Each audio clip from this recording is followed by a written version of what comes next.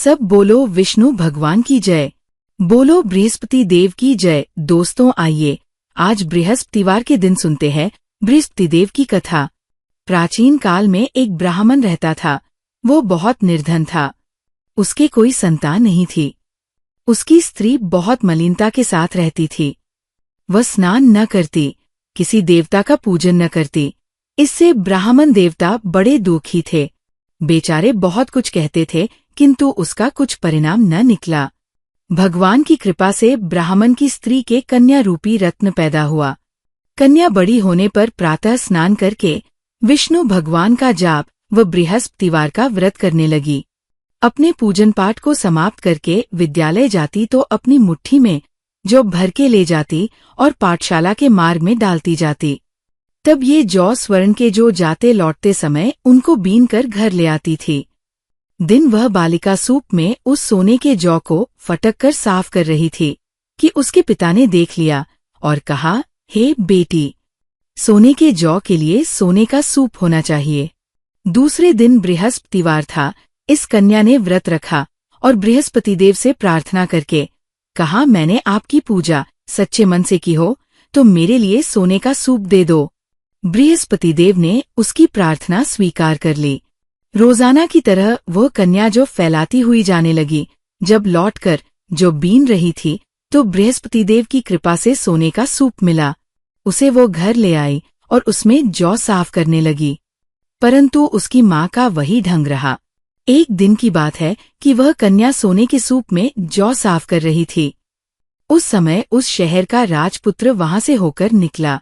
इस कन्या के रूप और कार्य को देखकर मोहित हो गया तथा अपने घर आकर भोजन तथा जल त्याग कर उदास होकर लेट गया। राजा को इस बात का पता लगा तो अपने प्रधानमंत्री के साथ उसके पास गए और बोले, हैं बेटा, तुम्हें किस बात का कष्ट है? किसी ने अपमान किया है अथवा और कारण हो सो कहो, मैं वही कार्य करूंगा जिससे तुम्हें प्रसन्नता हो। अपने पिता की राजकुमार ने बातें सुनी तो वह बोला, मुझे आपकी कृपा से किसी बात का दुख नहीं है।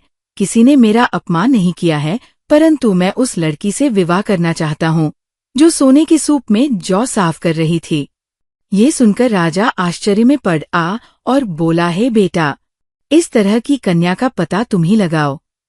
मैं उसके साथ तेरा विवाह अवश्य ही करवा दूंगा। राजकुमार ने उस लड़की के घर का पता बतलाया।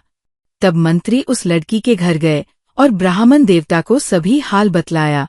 ब्राह्मण देवता राजकुमार के साथ अपनी कन्या का विवाह करने के लिए तैयार हो गए तथा विधि विधान के अनुसार ब्राह्मण की कन्या का विवाह राजकुमार के साथ हो गया।